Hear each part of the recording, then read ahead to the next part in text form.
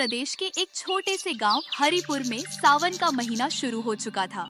हर तरफ हरियाली, झूले और मंदिरों में गूंजती भोलेनाथ की भक्ति की गूंज सुनाई दे रही थी।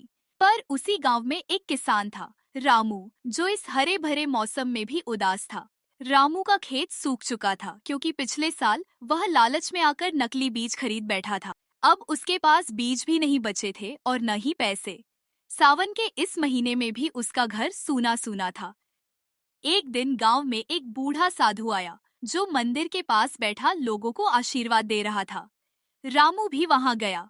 साधु ने उसे देखा और मुस्कुराते हुए कहा, बेटा, सावन का महीना सिर्फ बारिश का नहीं, आत्म शुद्धि का भी होता है। जो इस महीने सच्चे मन से मेहनत करे और दूसरों की सेवा करे, उसकी किस्मत बदल जाती है।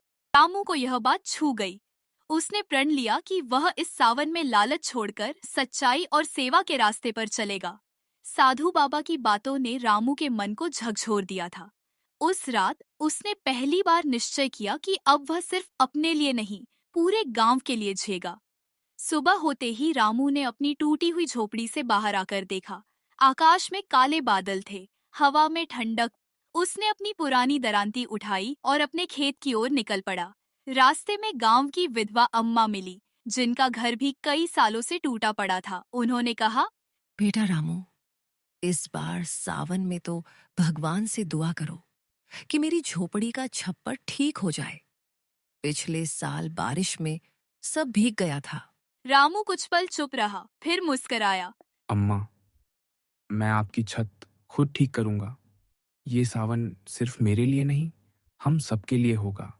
अगले कुछ दिन रामू ने खेत की बजाय गांव वालों की मदद में बिताए। किसी की छत ठीक की, किसी के कुएं की सफाई कराई, मंदिर की सीढ़ियों की मरम्मत की और स्कूल में जाकर बच्चों को पढ़ाना शुरू किया। गांव वाले हैरान थे।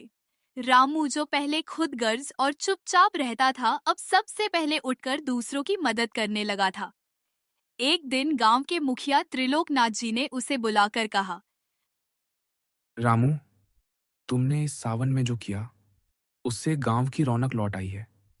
हम चाहते हैं कि तुम गांव की समिति का सदस्य बनो। रामू ने हाथ जोड़ते हुए कहा, नहीं मालिक, मैं बस एक किसान हूँ। मुझे कुछ नहीं चाहिए। बस एक बात चाहता हूँ, ये गांव फिर से मुस्कुराए। जैसे जैसे सावन का मध्य आया, बारिश तेज होने लगी। एक रात इतनी तेज बारिश हुई कि नदी का पानी गांव में घुसने लगा। गांव डूबने की कगार पर था। लोग डर के मारे इधर उधर भागने लगे। उसी समय रामू ने मंदिर की घंटी बजाई और सबको बुलाया। गांव वाले रामू पर भरोसा कर रहे थे। सब ने बच्चों और बुजुर्गों को सबसे पहले वहां पहुंचाया। बारिश थमने के बाद जिला अधिकारी गांव में आए। उन्होंने देखा कि रामू ने अकेले पूरे गांव को एकजुट किया और बचाया। उन्होंने रामू से पूछा, तुम्हारे पास साधन नहीं थे, फिर भी तुमने सब संभाल लिया। कैसे?